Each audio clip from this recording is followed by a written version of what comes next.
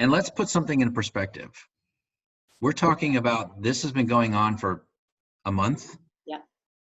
How long did the Depression go on? Yeah. How long did wars go on? We had World War I, World War II, Vietnam War. Yeah. These things went on for years. Right. We're talking 1 month here. That's 1 right. month. We're making this out to be doomsday.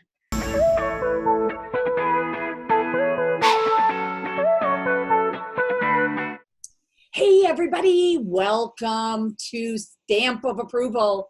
Thank you for joining us today. You know, during the pandemic, we're providing many podcast episodes with a variety of topics with some of the very best professionals in their fields so that we can help you during these uncertain times. We will get through this. You have to create a plan for yourself, your business, and take action. I'm Kristin Stampini. My husband and I own multiple small businesses. In 2017, we opened our virtual assistant business where we help small business owners hire, train, and staff administrative assistants at a very affordable price. We have a real estate business, and my real estate career actually began during the financial and real estate crisis back in 2007. And during that time, I was personally bankrupt and broke. Over the years, we were able to build a $1 million real estate team, and currently we have a small real estate team, a real estate brokerage, of course, our virtual assistant business, a real estate investment company, and I'm a real estate coach for the Craig Proctor Systems. So today, I'd like to welcome Dr. Mitchell Kershner. He's a naturopathic doctor, and he's been in the health field for about 32 years. Having completed nutrition work and going on to receive his license for massage therapy, he realized there must be a profession combined with the two fields of healthcare along with his interest in exercise. That's what led him to seek and find naturopathic medicine. After graduation, he started a private practice in New Mexico, then was offered to instruct at the satellite campus of the University of Mexico in the nursing program biology science department. His instruction began with teaching nutrition, and then he taught anatomy and physiology and also taught exercise physiology to the massage program students. Family and a desire to pursue more education in the culinary world is what led him back to South Florida, where he currently resides today.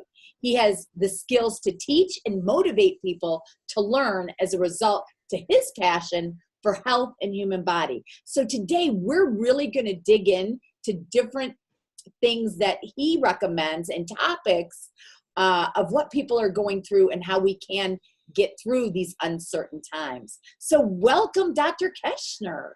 How are you? I'm doing very well, thank you. Thanks so much, Kristin, for having me and for having this podcast. And, you know, I know that some of your purpose behind this is really just to lend a helping hand. That's right. That's right. We'll be going through some of that today. Like I'm just so thrilled to do the same thing. Yeah, and I love that you have decided to come on here and to also offer, you know, to people during these uncertain times, to offer to people, you know, what you have, obviously with so much education and experience. It's going to be amazing. So why don't we dig right into there? I think one of the things that I loved that you were talking about is, you know, organized home, organized mind. And why is that important today? If I may, I'm going to take 1 minute here and Sure. give you my interpretation of what naturopathic medicine is. So Absolutely. You'll understand, and the listeners will understand, where this conversation is coming from. I deemed a term where naturopathic medicine is a bridge. It's the bridge between the wisdom of nature and the knowledge of science. So what that means is we have known for eons that garlic is good for us. Right? We've been eating it, we've been rubbing it on us, we've been all kinds of things with garlic, same with cayenne and ginger. These so-called kitchen spices have medicinal value, the wisdom of nature. Now, where we bring that together is the knowledge of science. Now I can tell you, based on our experience, based on our laboratory testing and results findings, that what garlic is good for you is that it's an anticoagulant, it can lower blood pressure, it can stimulate immune function, and I can even tell you how. There's so much data and research. So that's where I say, when we say something like just breathe, right? Breathing has a list of physiology behind it. If I just said, do you breathe? Well, we all know it feels better when I breathe. But if I sit here and tell you that you know that 3 deep breaths can lower your blood pressure, can alter your blood pH, can literally dilate your pupils to allow them to relax, all this from 3 deep breaths. Wow. This is how we combine the knowledge of science with the wisdom of nature. That's awesome. We talked about breathing on a couple different podcasts, but didn't get the knowledge right there that you just provided. And that's incredible. Just with 3 deep breaths doing that, right? Now, I'm telling you, if we were to take your blood pressure before we start, most people will be a little bit higher, depending on how stressed they are. 3 deep breaths and give it just a few minutes afterwards. I will show you and demonstrate time and time again, your blood pressure will come down. Now, with breathing, is there a certain way that you should breathe for this? Yes, there is what we call chest breathing, and then we call diaphragm breathing. Both are good. Breathing is always good, right? What we have found with research, actually, that when people get stressed out, they do what we call shallow chest breathing. It's like your lung, you have 3 lobes on the right side and 2 lobes on the left to make room for the heart. If you just, that's shallow chest breathing, you're not filling the lobes in the bottom part of the lung. Now, given this particular virus, it has a propensity for the lungs. It's a respiratory illness. One of the things we know is that it doesn't do great in a high aerobic situation or a high oxygen situation. Deep breaths, not only from the chest, but also from the belly. You know how you can push your belly out, you're inflating your belly. What that's doing is it's causing the muscle of the diaphragm to pull the bottom lobes of the chest down, the lungs, and inflate those as well. There are other bacterial infections that have a draw to the lungs, but they're what we call anaerobes. And anaerobes meaning that they're some kind of a pathogen that does not do well in a high oxygen environment. Anaerobic. That's why if you go to aerobics class, you're working hard, you're breathing hard, you're taking in more oxygen. That's why we call it aerobics. Deep breath, hold for a few seconds, gently let it out through your pierced lips, and watch your blood pressure come down. Now, the other feature to deep breathing properly is literally, and we've done this too, we can alter your blood pH. When you're stressed and you're not breathing properly, you're doing chest breathing, shallow chest breathing, your pH becomes more acidic. We can measure this time and time again. That acidic environment actually makes it more stressful for the body.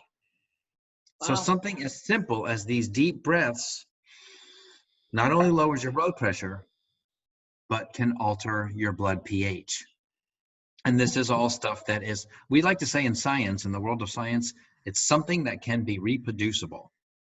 Reproduced, replicated, and proven. These are simple things. So that is one way, Kristin, that I like to demonstrate how naturopathic medicine is that bridge. We want to tell you, go and sit outside, get fresh air and sunshine. That's the wisdom. Now the knowledge is, do you know that vitamin D? Well, vitamin D, we have it in our body, but it's usually in an inactive state. Sunshine with the UV lights, and we're not talking hours here. I mean, this can happen anywhere from 15 to 30 minutes of sun exposure, activates your vitamin D. Now, in the nutrition world, vitamin D it's kind of a misnomer because it has certain activities that match that of a hormone. So vitamin D, hormone D, kind of they both have activities, but it's inactive until you get some sunlight. And again, fair-skinned people, 15 minutes a day. little bit more, your olive skin, darker skin, 20 to 30 minutes a day. That's all you need. So let me ask you a question, because talking about vitamin D, I love it, because for me, when I went and got it tested, at Hippocrates, it was a 17, okay, where I started. Now I live in South Florida, okay, Mm-hmm. but I've Yeah. also had, different skin issues because of the sun. So I've Sure. tried to stay out of the sun. So it seems like it's a catch 22. So one of the things that I did is I took double dosage shots of vitamin D. Okay. And then obviously to try to get it up. Right. So I think it was after 4 dosage of double D shots, I got it up to like 35. Okay. Because I know how important vitamin D is, right? It can make you depressed. A lot of That's different right. things, right? That's right. Vitamin D. Well, But it, let yeah. me just explain the D shots, just like a D supplement, they're okay, but there's something missing. It's like, I like to use the example of aspirin. Have you ever taken an aspirin? Sure. Do you know where it came from? Do you know that it was originally extracted from the willow bark?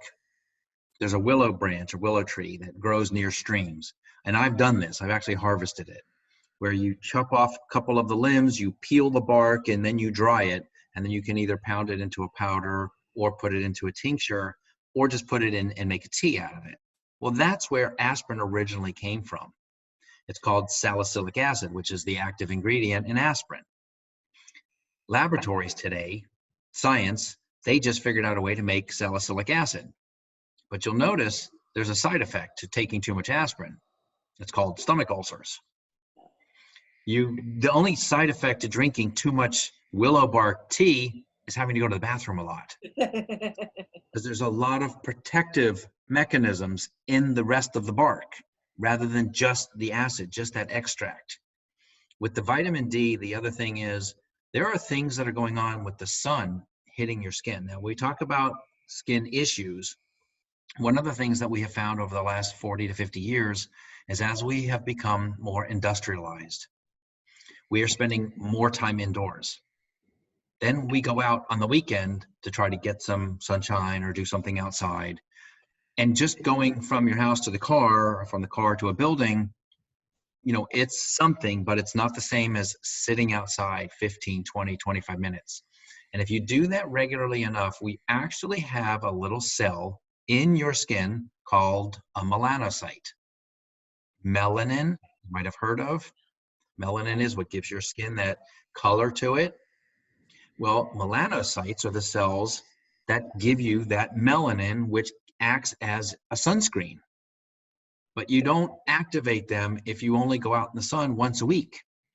So if you're sitting indoors all day long, every day, except for when you're going to your car or going to a store or whatever, you never really give the cells time to get active. Going outdoors on a regular basis, 10, 15, 20 minutes, like we used to, is enough to get the cells going.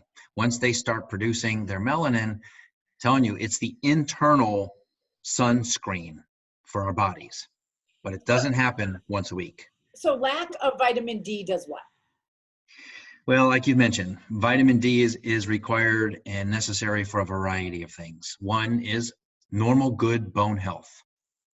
It does play a role in mental health. That's why you ever heard of SAD, seasonal affective disorder, or seasonal affective disharmony? I like to call it a disharmony, because you go outside, you get a little fresh air and sunshine, and you do a little activity, and all of a sudden you're not sad anymore. There's also standard American diet, but that's another part of the conversation. But vitamin D also acts like a hormone, which means it stimulates other pathways. It helps with calcium activity in the bones. Calcium is also required for muscle activity. Calcium is also required for normal heart function. So there's all these. See, the thing about a hormone is that there's a whole cascade of events that happen here. It doesn't do just one thing. That's why I always tell people, if you're thinking of doing hormone replacement therapy, you need to work with a professional. Do not try to take this on yourself. It's such an interactive system in the body that people think, well, I read this article and I'm just going to go do some, progesterone cream. Yeah, just be careful with that. Same thing with vitamin D. So where do you think the vitamin D level should be? And what percentage of people are deficient of vitamin D? You know, I got to tell you, Kristin, I get those kind of questions. And I always tell people, do you ever notice if you go to 2 different labs or 3 different labs that they have different ranges? Yeah. Oh yeah, like Hippocrates is really high. I mean, they want 70 to 100, which is extremely high, where others are talking about 35, 50 or whatever. So I'm just curious for your opinion, because you're exactly right. And that's why I even asked that. Yeah. When I answer this kind of questions, when someone says, well, how much water do I need? How much vitamin D do I need? How much calcium do I need? I don't know. Yeah. Your body knows. If you're taking in the right stuff, your body will know.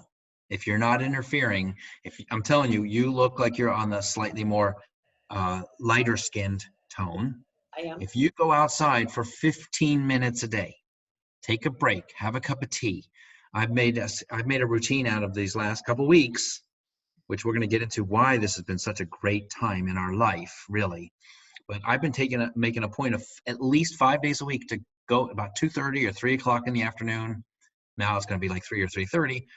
Just to go sit outside for 30 minutes. I have a darker skin complexion, but I sit outside. I didn't start with 30 minutes. I started with 15. Then I went to 20. Then I went to 30. And I just turn on my phone on mute, but I turn on the alarm. And I just sit and let the quiet. I breathe. I relax. How many people do we know have a computer? It's about everybody. Right? Now, we push this little button on the computer that says refresh, reboot. What we need to do is understand that our bodies need the same kind of thing, and not just once in a while. We need the reset, the reboot, the refresh. That's that 15 or 20 minutes of sitting outside, doing some breathing, sipping some water, some tea or some lemon water, whatever, and taking in fresh air and sunshine. Those are 2 of the tenets that will get you healthy. When you ask how much vitamin D do you need, I don't know. Your body will respond. You'll be able to tell. Your body will respond. Your body will know. That's right. It Now, the very whole, well, right? if you look at the levels and the rates and increase of skin cancer, notice when it really started with the industrial age. As we were spending more time indoors and then would go out for those occasional weekend warrior type of things, we started noticing an increase in skin cancers. Right? And an increase of other cancers as well, but we'll stick with the skin for right now. By not giving our body the time to prepare, to protect, we then expose it and make it vulnerable. And that ties right into our conversation with today, Kristin, how are we dealing with this? You know, when I like to use the reference, do you see the cup as half full or half empty? Right? And I ask people, what's the difference? If it's the same level of fluid, is it half full or half empty? And I like to say, it depends on, are you filling it or are you emptying it? If you're drinking from it, it's half empty. If you're filling it, it's half full. I love that. Okay. Now, how are you filling your cup these days in this time? See, we call it a crisis. I call it an opportunity. My cup is half full. I just launched my new website, new brand, new logo. Like you said earlier, this was a time when you just started your business, having been broke. This is a time when people are given the time to take a good look at their life, to really reflect.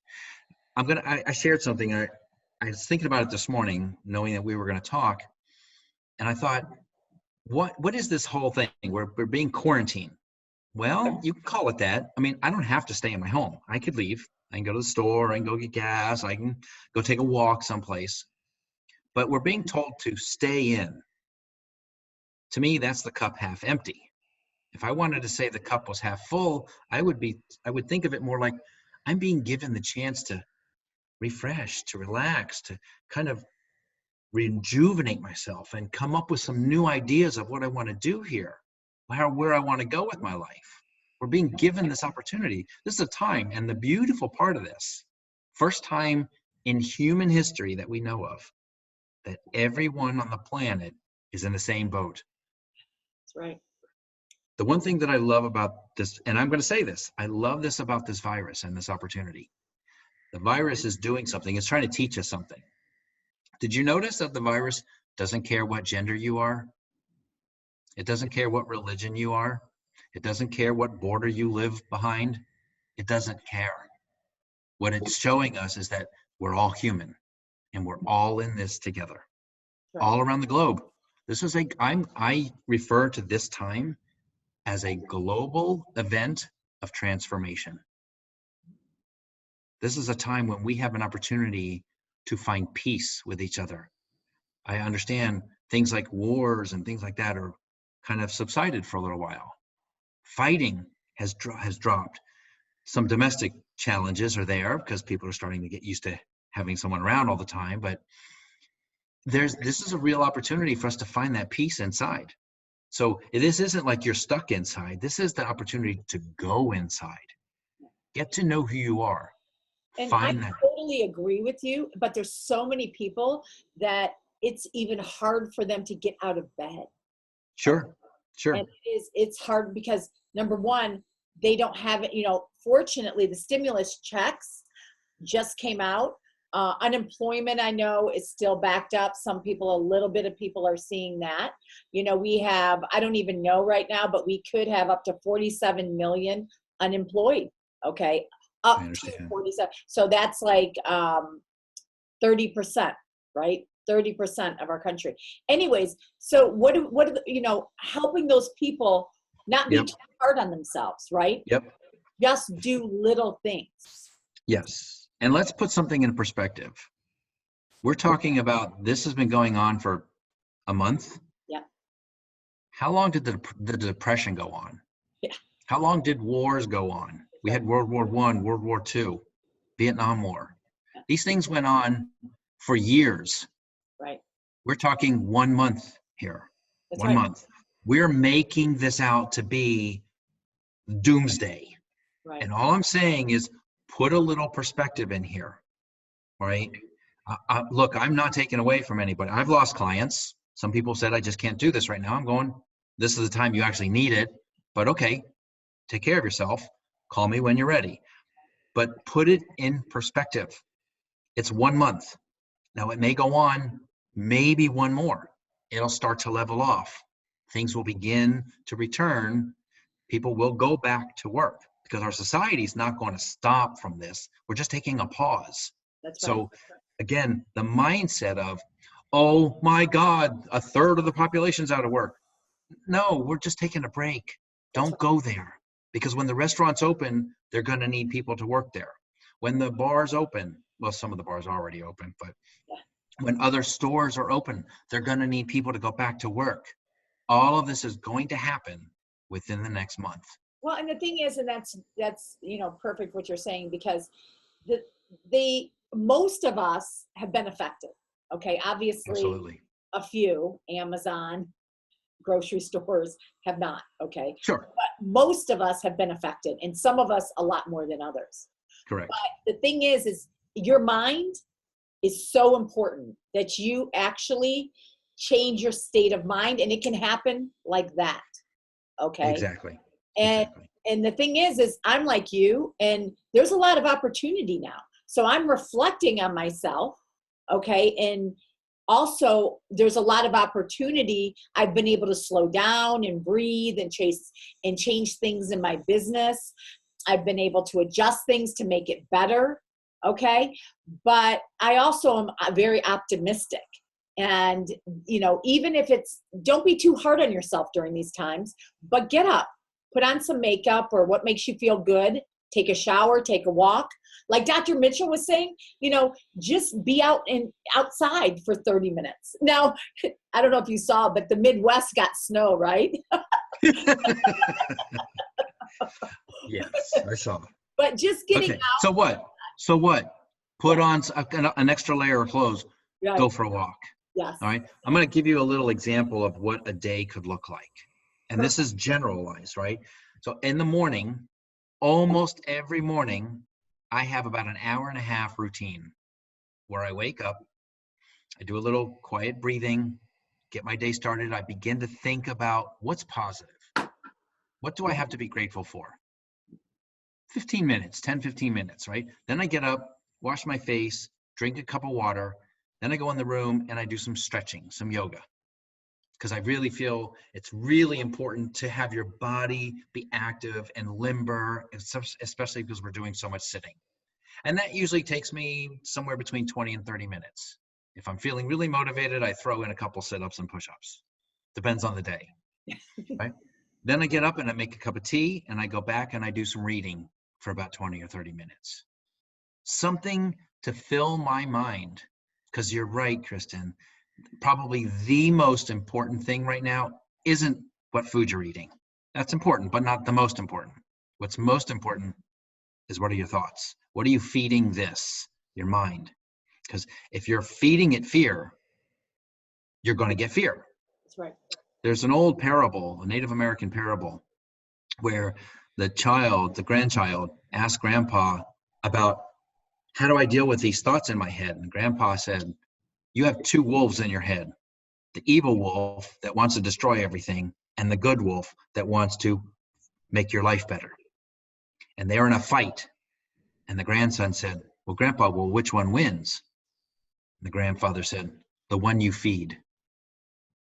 Yeah. If you feed the good wolf, if you feed the good thoughts, if you feed good actions and get up. I recently met a woman, 100 years old. I happened to be there. I was outside. She was walking her dog. She had just gotten a dog 9 months prior at 100 years old.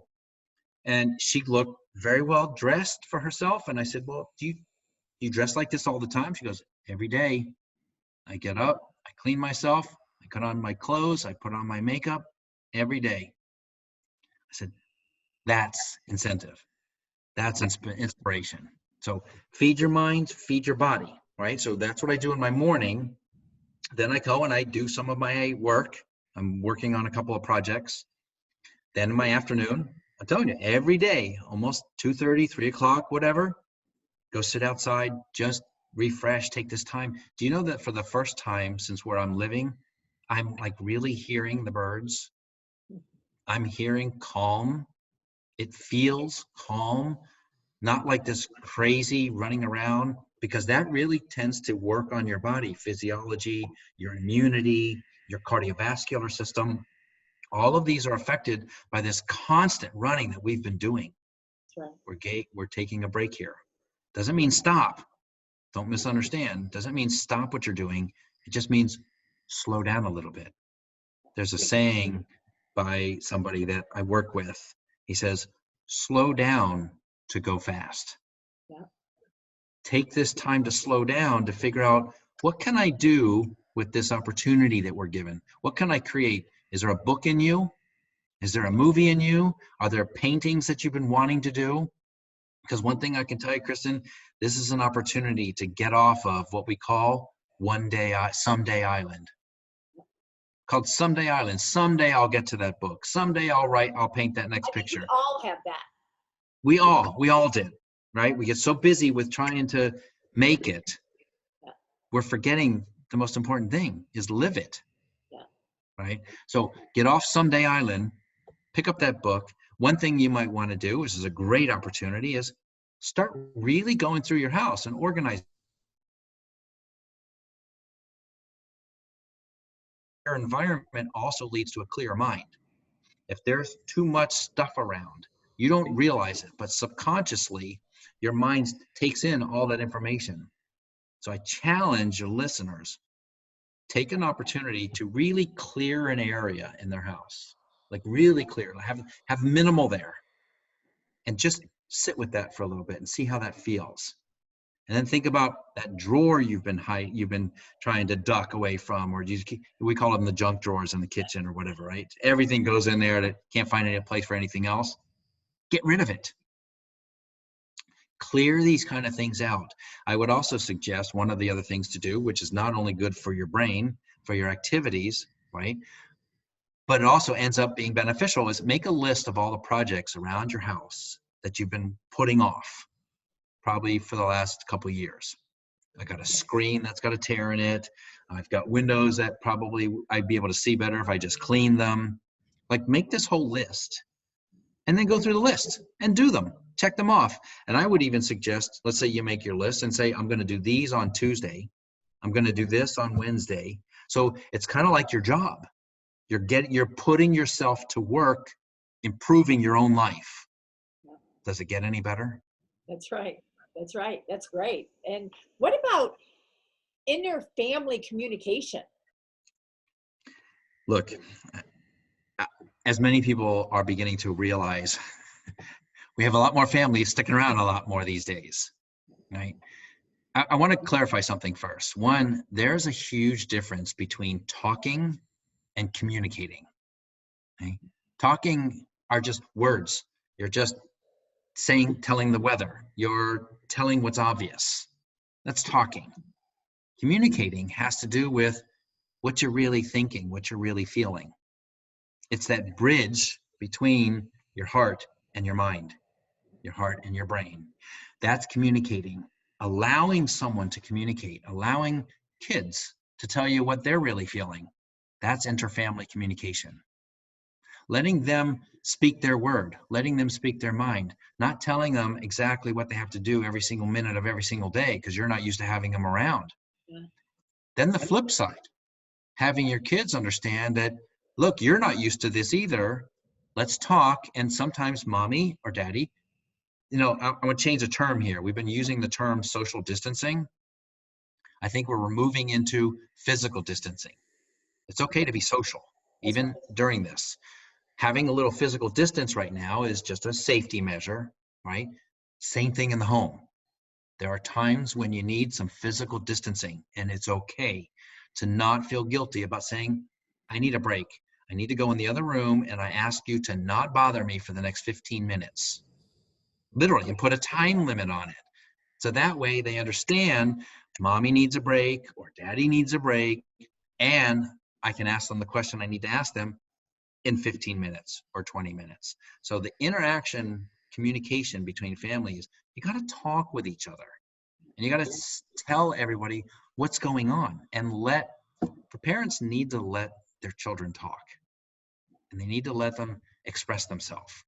There's a way of expressing that gives somebody the freedom to really be who they are. And I'm telling you, it makes life a lot easier. Well, and the other things that are so stressful today, for so many people is, number one is obviously so many people possibly out of work.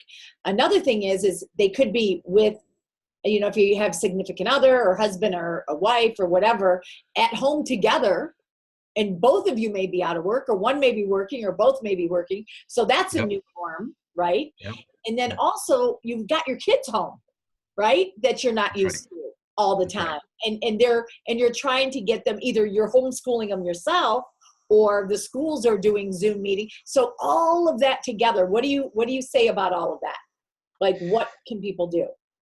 Yeah, first of all, let's come back to, and I'm going to just use it because it's a simple analogy. Is the cup half full or half empty? What's your perspective? How are you looking at things? Yes, you may be out of work right now, but think about this. Are you spending as much than you're usually spending? Are you going to stores and buying things that you may or may not really be needing, right? So there's been a look at, I've seen a couple of reports talking about people are not spending. So you're not making, but you're not spending. So you're kind of almost in the same place. You're not driving around as much, so you're not spending on gas. Chances are your car's not breaking down because you're not using it as much, right? I mean, I went to the store the other day and I walked. It's a quarter of a mile. I went to one place, went to the other. By the time I came back, it was almost a mile, but I walked. So all of a sudden, my car hasn't been turned on for 2 days. I haven't burned 1 ounce of gas or oil or anything else. That's number one. Number two, if you're not eating out, because you're still eating, but making food at home is somewhere between 1/4 and 1/3 the cost of eating out, depending on where you eat. Right? If you know a couple of little tricks of how to eat with a budget in mind, right? So if I go out to eat, and I know this because I know that restaurants, I've worked in a number of them, they have to charge about 30 to 40% over what it costs them to make. That means you're paying that. Now, if you're not paying that, if you're not eating out, then you're saving that money. So you go to the store, I buy a dozen eggs for $3, let's say. I can make 3 or 4 meals out of that with an onion and a little kale. If I go out to breakfast, I'm going to spend $9, $10, $11, $12. Right. So I just spent $3 for a dozen eggs. So that's 3 or 4 meals or 5 meals out of that. I just saved $50 not going out to breakfast. Okay, Right. cup of coffee. Where can you go for a quality coffee today that's not going to cost you $3, $4, $5, $6? You make it at home, it's 75 cents. Same quality, just that you have to make it, not somebody else. All right. So there's that balance of scale of spending and not spending. So when you put that in perspective, that first of all, it's been a month. This is already starting to turn around, and it's just money you haven't spent. So you still have those resources, hopefully. Now, this is also an opportunity to do some budgeting, to learn how to do some savings. I call them the jar system. I got this from one of my seminars, where you're going to put certain amount of money in this jar. This one's for savings. Certain amount of money in this jar. This one's for your vacation. Certain amount of money in this jar for tithing. Certain amount of money in this jar for your education. And when you start doing these kind of things, you realize maybe I'm not in as bad a shape as I thought. That's right. See, so the big thing here, Kristin, please, if nothing else comes across today's talk, which I hope a lot does, stop watching so much news. Yes. Stop listening to so many of the reports, because you'll notice they're all negative. Almost 99% of them are negative. Their numbers don't coincide with what's really going on.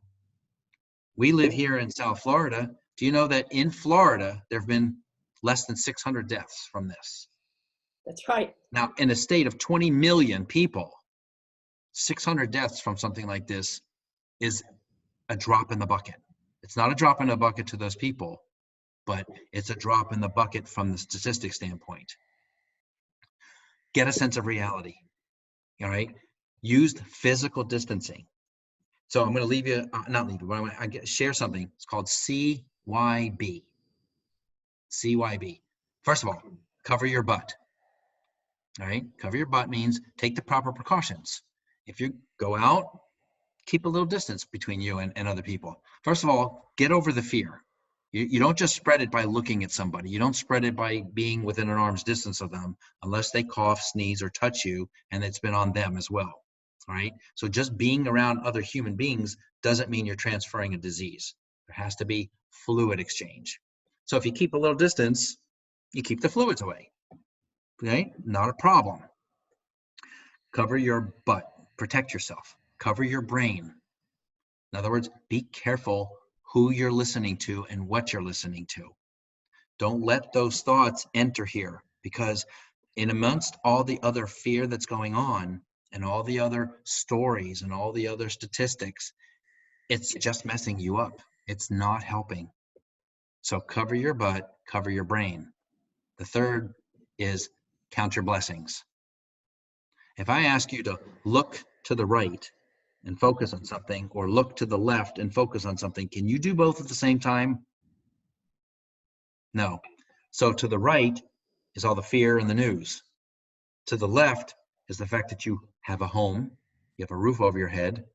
I guarantee you nobody's going to come and throw you on the streets, not anytime soon, right?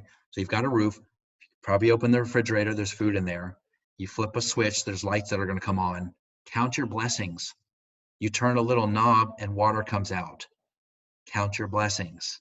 If you focus more in that direction, I'm not saying ignore the right. I'm just saying spend very little time over there, but focus on your blessings and take that in. If you let that in, people say, what can I do to build my immune system? I'm going to tell you one thing, the best thing you could do is stop tearing it down. You tear it down by stress. You tear it down by junk food eating. You tear it down by sedentary lifestyle, by sitting around too much. You build it by positivity. I'm not saying ignore. I'm just saying it's all about percentage, right? 5% pay attention to what's going on. 95% take care of yourself and your family and your community. Yeah. That's the best thing we could do for this. Yeah, that's great, great, great recommendations.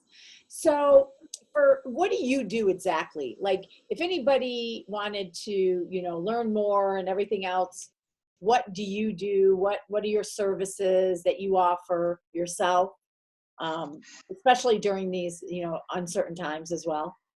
Sure. First of all, they are certain.